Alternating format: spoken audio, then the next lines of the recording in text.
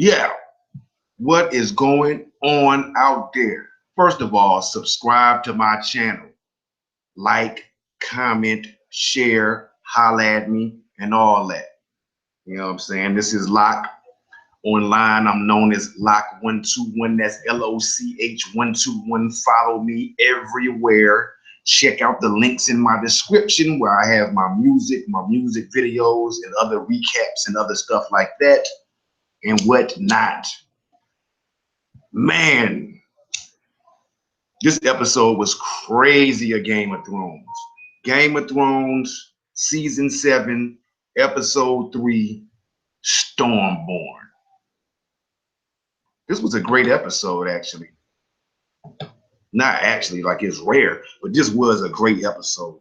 So, without further ado, we're going to get into it. All right. So we start off with Dany up in Dragonstone, and it's looking all dark like when Stannis was there. And she's talking to Tyrion and Varys, and she questions Varys about his loyalty. Basically saying because, you know, he served the Mad King, and then he served Robert, and he turned on Robert. And he says, you know, what Varys always says, he's here for the people. He doesn't follow blindly. He's lived a hard life, had his dick cut off, and he is here for the people. You know what I'm saying? And Dany is like, yo, if I'm fucking up, just tell me to my face. Don't plot on me. And yeah, she says that if you betray me, I'm going to burn you alive. So that's the basics of that. Dany looking beautiful, by the way. Shout to Miss Clark, looking sexy. So next we see Melisandre comes to see Dany, and she's speaking Valyrian, and she speaks on the prince that was promised. She's speaking in Valyrian some of this conversation, and she says that that Dany needs to link up with Jon Snow, the King of the North, because he's part of the prophecy. She's not really willing to be like say anything for certain because of what happened to Stannis, but she definitely thinks that Dany and Jon play a role in the Lord of the Lights plan. So, and also Melisandre, the fine black girl, Grey Worm's girl, she points out that the prince who was promised could be the princess who was promised as well. So Varys asks, you know, how can we trust you? You roll with Stannis and his shit ain't work out. And, you know, she basically is like, you know, prophecy isn't certain or something like that. I forgot what she said exactly, but she talked her way out of that. Oh, actually what happened was Dany said, we're not going to hold you up for following the wrong king, basically referring back to that conversation about Varys standing behind the wrong king and all that. And she talks about how Jon united the wildlings and all that. And, you know, Tyrion says that he knows Jon, and Jon is a good man. And, you know, and Daenerys is like, oh, you know him? That was funny. You know what I'm saying? Because we've been waiting for this for a long time for Jon and Dany to link up. So Dany says, that's cool. They can come and meet up, but they got to bend the knee. So then they get Jon and Sansa get the message from Tyrion saying that Dany wants him to come and join forces. Sansa is like, you know, we like Tyrion. Tyrion is good, but it could be a trap. Davos is like, it could be a trap too, but points out that Dany has everything we need. She has a dragon, she has dragon glass, and she has dragons that both kill whites and White Walkers. And Davos, he agrees it's too dangerous for Jon to go, but asks, do they have a big enough army to fight the White Walkers? You know what I'm saying? And then we cut to Cersei. Cersei is having a meeting where she's using all kind of propaganda. She's saying that, and she's talking to Sam's father, Randall Tarley, and other people too, and saying how they're bannermen for the House Tyrell, but Tyrell has switched, switched positions to ride with Dany. Let me check my board and see what's going on. All right. So yes. Yes. So Cersei is saying that Dany is invading with foreign warriors like the Dothraki and Unsullied, and that when she was in Marine, that she crucified noblemen, and that when she got bored with that, she let the dragons eat them. So she has twisted this all around. And yeah, she says she needs these lords' help. Sam's father points out that, yeah, this bitch got 3 dragons, like Aegon. And he asks how they can stop them. And what's my man Quayburn says that they're working on a solution. So Jamie pulls him to the side, pulls Randall Tarley to the side after this meeting, and Sam has a brother named Dickon, which is a funny name, but it rhymes with Rickon. And Jamie like, Rickon? And he's like, no, Dickon. And he looks disrespected. And it's funny because that shit was meta, because anybody would get those names mixed up, Dickon and Rickon. So he basically tries to convince Randall to come on into the Lannisters' fold, says that he wants him to be a high-ranking general for Cersei. Randall doesn't want to go against the Tyrells. He says he's not an oath breaker. That's a dart to Jamie. And he's not a schemer, and says he doesn't stab backs or get people killed at weddings. And how he knew Lady O, as I call her, Marge's grandmother, Lady Olena, Lady O. He's known her since she was young, and Jamie says she's broken and just wants revenge.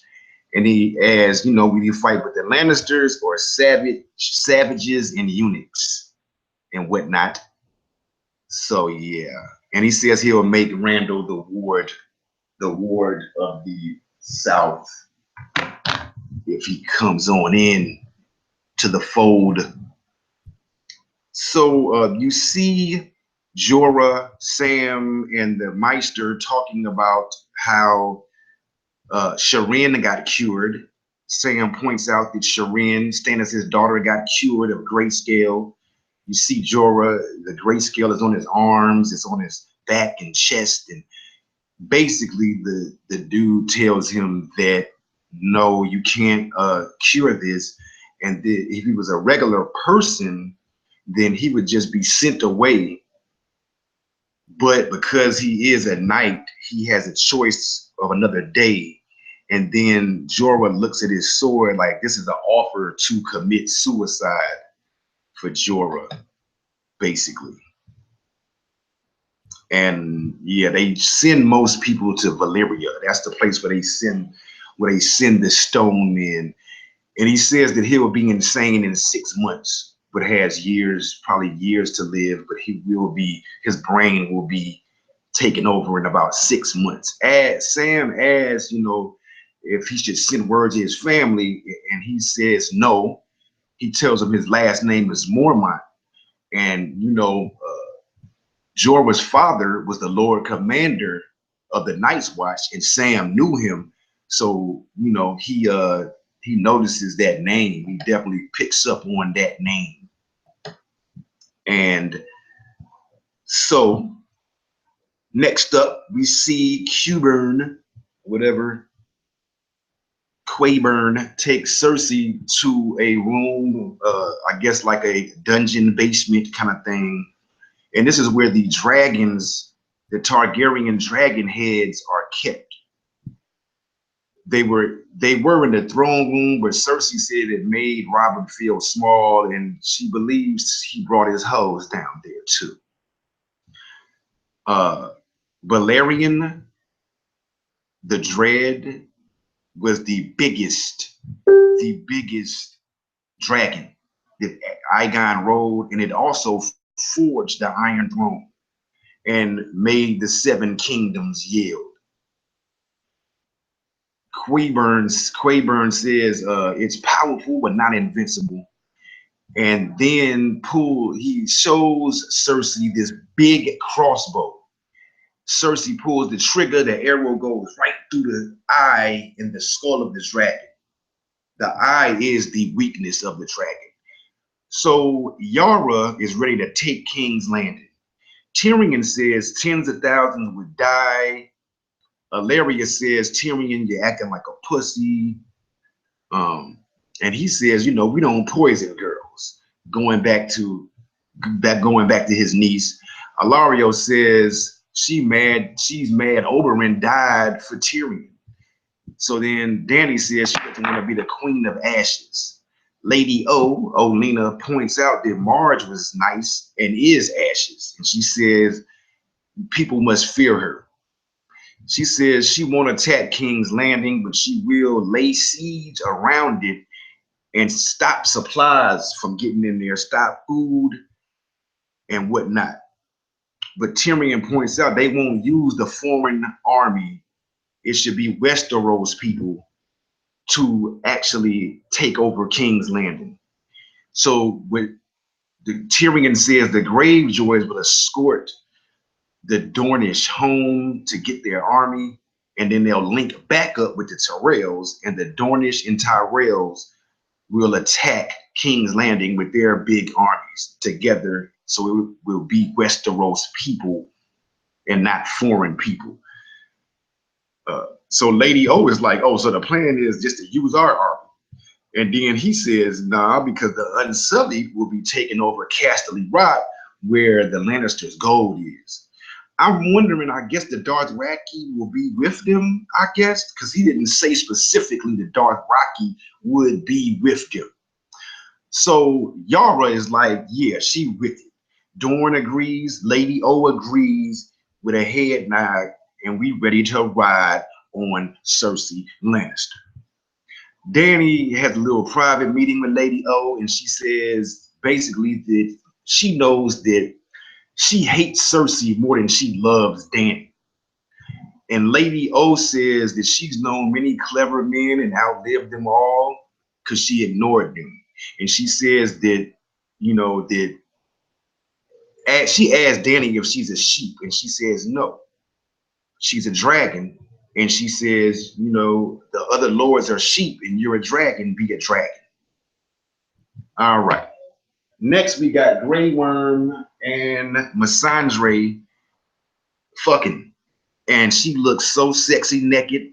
I love this scene. Oh, she's sexy. Damn, she's sexy. So Grey Worm hunches her. Little clarification. The Unsullied have penises but no balls, which I guess means that he can't get hard, but he does have a dick. But he hunches her for a little while, then he eats that pussy, and she likes it. Grey Worm, yeah, that's fucked up that he can't fuck her. So the Archmeister talks about how history books should have style. This is kind of meta, kind of like Game of Thrones is kind of like a history book with style, where there's lies in it. So anyway, Sam says he wants to cure Jorah. He says there was an Arch-Pylos who cured Greyskull, and then the Meister points out that he died of Greyskull and it's dangerous and forbidden to try to cure it. Jorah is writing Khaleesi, and I'm thinking he's about to kill himself. He's writing Khaleesi. He hears Sam. Sam comes in. He like, you know, you Jorah's son, and he knew his father, and he was there when his father died. And he like, you know, you're not dying today, Sir Jorah. He gives him some rum and tells him to take his shirt off. And he starts to chisel the stone, the grayscale off of Jorah, and it looks disgusting. He chisels it, pus comes out. It looks nasty. First, he does it just a little bit, And then he has him biting down on something hard so he can be quiet, pause on him biting down on something hard so people can't hear because he's not supposed to be doing it. And then he starts off small and he says he's gonna take off the skin and then apply ointment. And he's chiseling the pus coming out. Then he goes progressively, gets a little bit bolder and takes a larger part of it off. You know what I'm saying? And then, so you're seeing the grayscale in the pus, and then it goes to somebody eating a pie that looks like the grayscale and the pie coming out looking like pus, and it's disgusting. So they hit us again with a nasty food thing with the Citadel. And some men are talking there. He's eating the pie, and they're talking about Cersei, and Arya is here eavesdropping. They're talking about how Cersei is trying to frighten everybody, talking about how Daenerys has the dragons and they're bigger than Aegons. But they do say if they make it there before the siege happens, that the price will triple. So I guess they're mercenaries or some kind of soldiers. Hot Pie says, Ari, he's so happy. And Arya is just looking like a killer, just looking stoic. She like, oh, hello, Hot Pie, or whatever. And she asks who the pie is for, and then just grabs it up and just takes it. So I guess it doesn't matter who it was for. He says she says it's good. He says he uses butter, and she says, she didn't do that when she made her pies. And she like, oh, so you made some pies? And she was like, one or two, going back to the Frey pie of the Frey people who she fed to Walder Frey. And he asked if Brienne found her, and she says yes. He asked what happened to her. She doesn't really answer. Everything happened to her. She asked for something to drink, and she says she's going to King Landing. But then he says, and they talk about Cersei, how Cersei blew up the sept, the Great Sept. And he says he thought that she'd be going to Winterfell. And she like, why? The Boltons run Winterfell. And then he tells her how the battle with the bastards happened. Jon is the king of the north, and the Starks are back in the north. You know what I'm saying? King of the north. So she offers, she gets excited, really, and she offers money for the pie. He refuses, saying friends don't pay.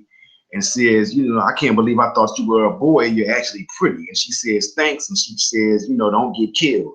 And he says, I'm not Yuri. I'm a survivor. And then Arya sees the men who were talking going to King's Landing, and she goes the opposite direction. So it's safe to say that she is going back to Winterfell at this point. Boom. So, and I'm like, Arya is so cool. She is so cool. So Jon is looking at a map, and he gets a raven from Sam saying that Dany has dragon glass. So that's two messages about Dany, like the same day it seems.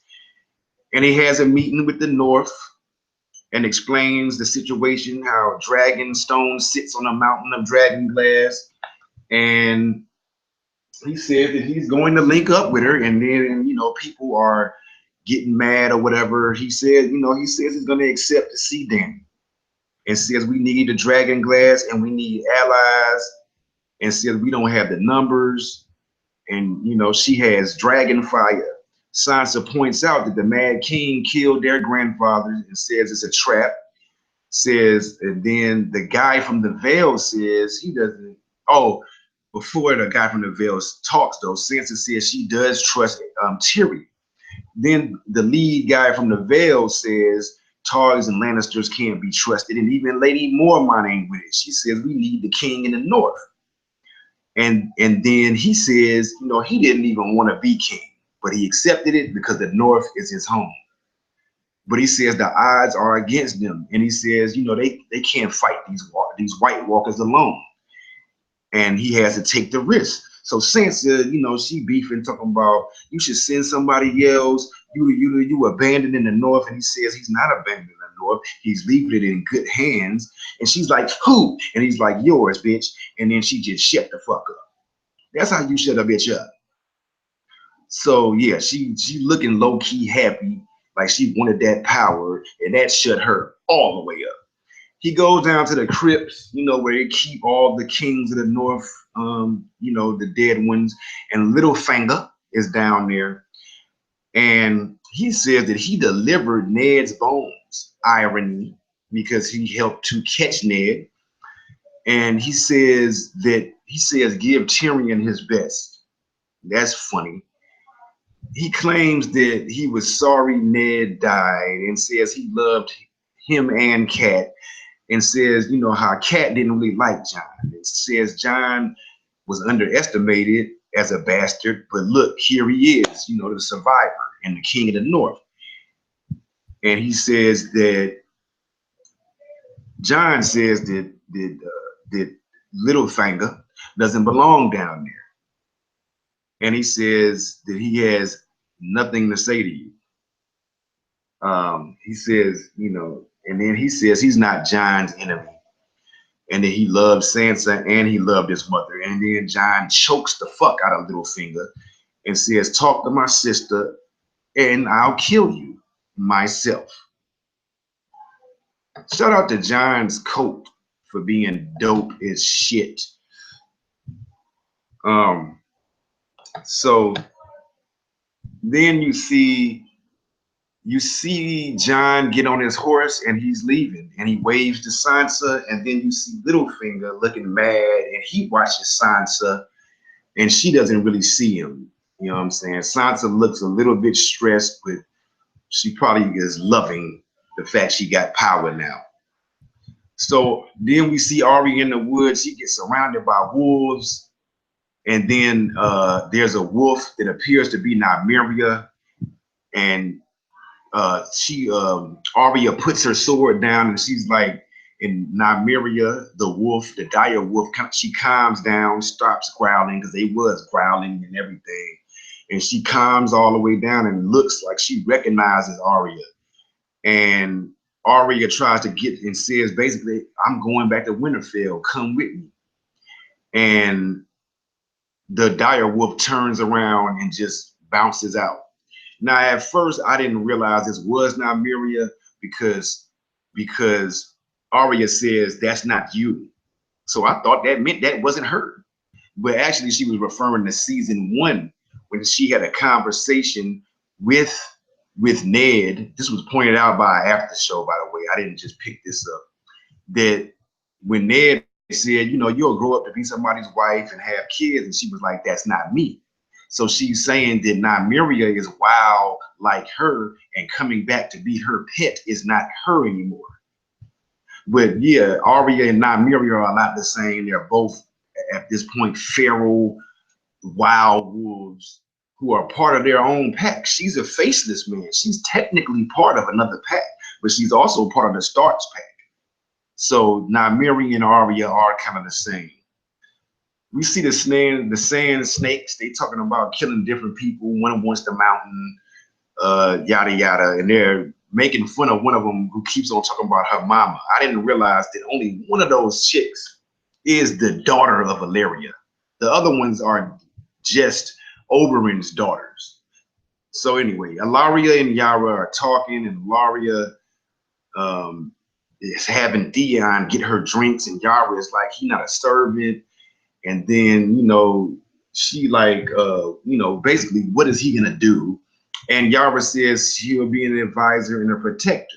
So then Illyria starts creeping up on Yara, saying, oh, so I'm getting close to you.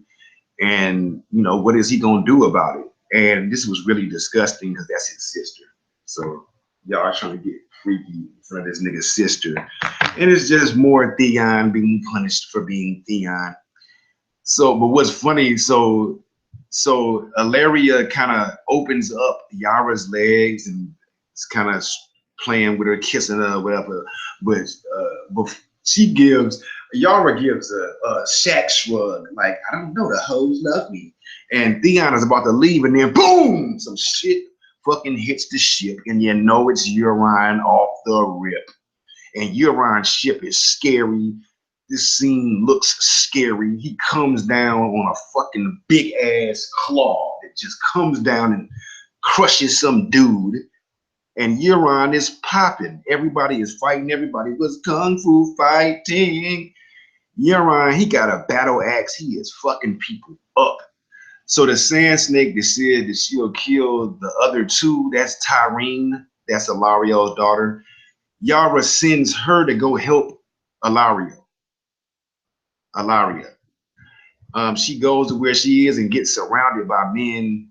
And then Yara sees men like burning and jumping, and off reflex while she's looking, she just turns around and kills some dude who's behind her. She is so cool. Obara, the oldest Sand Snake, starts fighting Euron, and he ends up breaking her spear, stabbing her ass with the spear. Nymeria, who has the same name as Arya's direwolf, the other Sand Snake, sees what's going on, sees her sister get killed, starts fighting Euron, and then Euron starts strangling her with her whip. And then you see they catch Alaria and Tyrene, or whatever her name is, Tyrene, I believe is her name, the other Sand Snake. And Alaria is just like, kill us. And they take him. Yara sees Euron below her, and she does this crazy Avengers Hulk jump down to him. She is a gangstress. But Euron does get the best of her. And Euron calls Theon, who's fighting at the time. Theon was getting it in and dares him to come get her. He did. He got her. Yara is bloody. He probably got the axe or some weapon to her. And at this time, Theon goes full reek. He starts looking around. Some dude's getting his tongue cut out. It's just popping off, and he goes full reek, which reminds me of Chucky's son in The Son of Chucky or whatever, where he was a man and a woman, and he had like PTSD, and his eye would start twitching and shit. So yeah, Euron is laughing at Theon, and Euron drops his sword, man, and he just jumps off the ship like a little biatch. And you see Theon floating on a piece of ship, and you also see the Sand Snakes. The one who got stabbed with the spear is on top of like the ship bowl. I don't know. I'm not a nautical person. I don't fucking know. But they're on top of this thing. She's on top, and the one who got strangled is hanging from it. So 2 Sand Snakes are out of here, which is crazy too, because there's like 8 of them in the books, but whatever. There's only 3 of them on the show. So for all the people who hated the Sand Snakes, you got your gift. Except for one of them is still alive. So yeah, the last scene is beautiful though. It is beautiful. You see Theon floating in the water, and he's looking at all the ships burning and stuff, and he kind of crying and shit. And yeah, that was fire. On the trailer, we see Euron comes back through King's Landing with something on leashes. I assume that is Alaria and Tyrene or whatever. And we also know the Unsullied do attack Casterly Rock, and Jon goes to meet Dany. So, assuming these things will happen in the next episode, but that's what's in the trailer. Also, Tyrion should watch horror movies. You never split up, man. Bad things happen. Once again, pointing out that Tyrene is the only one who's Alaria's daughter. So that's why they was making fun of her, talking about mama, and that's why she was sent, I guess, specifically to hold her mom down, because that is her daughter. What does Lady O want Daenerys to do though? I guess just be more violent, go more, you know what I'm saying, wild with it, I guess, you know what I'm saying? What will this mean as far as getting the Dornish army? As far as, Euron attacking the ship. Will Randall betray the Tyrells? Probably. Jorah probably will be cured, I'm thinking. Jon might bend the knee. I was saying Jon wouldn't bend the knee because of that wilding heart. But the fact that he said he didn't even want to be king points out the fact that Jon cares more about saving the world than titles. And if he has to kneel to Daenerys, I think that he will bend the knee. Plus, I think that Daenerys has a great selling point. She's charming, and it may work. You got Tyrion there to help. You also Varys might even help. The Red Priest might even help. She did bring that nigga back to life. So, if she's there, it may be some bad feelings with Davos because Davos is coming too. But hey, we gotta save the world, damn it. I think that Arya will see Nymeria again in the clutch. She will come in handy, and hopefully Arya will start having wolf dreams. She hasn't had them on the show. Arya is going home. Sansa and Arya should have a lot to talk about. Kill those soldiers, and that's because look at how cold she was to Hot Pie who gave her food. But she was all laughing and giggling with the Lannisters people who gave her food. Now, if she's not cool with her friend, why would she be cool with these Lannister people? Arya's soul is cold for the most part. Hopefully, maybe she'll see the Brotherhood without banners. How did Euron know that they would leave? People are saying maybe there's a spy, but also I'm thinking that Euron is just a great tactical strategist who figured out that they might try to go get the army or figured out they might make some sort of move or even try to attack. One of these dragons are gonna die, and I'm sad to see it, but it's gonna happen. It has to happen because of the pain it would cause us. We've seen those dragons grow up, and in Game of Thrones form, they gotta break our hearts. Theon is a bitch, but I think he will save his sister. He'll save her like how she came to save him. Well, he might not save her, but he'll try. So Yara, Alaria, and Tyrene have been captured. I don't know. Cersei doesn't particularly have beef with Theon or Yara, but it's bad. It's bad. I hope Yara doesn't die, but it looks bad. It was ironic that they had private meetings with OG Lady O and Randall, both OGs who know each other. Jamie had a private meeting with Randall, and then Danny had a private meeting with Lady O.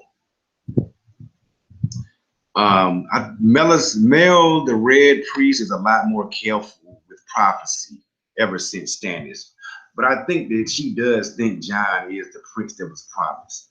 This was funny because, it's like Mel is basically trying to say, look, I know you're the queen, but this dude is really more important than you. So, yeah, I can't wait for Jon to meet Dany. I hope that they do not become a couple. Incest couple. Before I knew that Dany was his aunt, I was all for this, but I just can't really get behind that couple, man. I want Tyrion to marry Dany. I think that Tyrion likes Dany, and I think that Tyrion, being a Lannister, supplies that same segue that Robert had as far as him having Targ in him, to make people not feel as bad. And then he linked with the Lannisters. So in that way, the old guard, the Lannisters, Tyrion, will be meeting up with the new guard in that manner. And I think that Tyrion is cool. I think that he would love Dany. But that's just my suggestion. You know what I'm saying? So yeah, man, this episode had a lot going on. It was an Easter egg that they was cutting out tongues on the ship because Euron cuts out tongues of his own people so they can't talk. That's something in the book. He cuts out the ship people on his shipmates, his workers, so they can't talk. So that was kind of wild. It was wild seeing the dragon heads. That was crazy. Cersei had the crazy smirk when she pulled that trigger. Yeah. So I look forward to seeing some White Walkers, some brand shit that we didn't see, and this was some more Beric and Thoros and the Hound. And I want to see more Arya, man. Arya, it's all about Arya for me, man. I hope they don't kill Arya because you know the lone wolf dies, but the pack remains, or whatever Ned said. But Arya is a gangster, man. Arya is a gangster. I think that Sansa is gonna fuck some shit up. You know, it's easy to say what you would do until you have to do it. So, you know, I don't know if Sansa is ready for prime time. But yeah, man, this episode was crazy, man. I will be back with a power recap. But this episode was exciting, man. Exciting. Loved it. Loved it. So yes, definitely subscribe to my channel. I need those likes, those shares. I need those follows. Follow me at Loch121. That's LOCH121. Twitter, Instagram, Snapchat. Hit me up on Facebook. Check out my music. I do music. I don't just watch TV shows. You know what I'm saying? So check out the links in my description. And I'll be back at you, man. I will be back at you. Subscribe to my channel. Look at them ads. That's how I get paid. You know what I mean? Check out my music. You can buy it. You can stream it. Check me out, man. But I'm out like that, man. Subscribe to my channel. I can't say it more. I need that support. And I'm out like that, man. Game of Thrones. Love that. I love this game.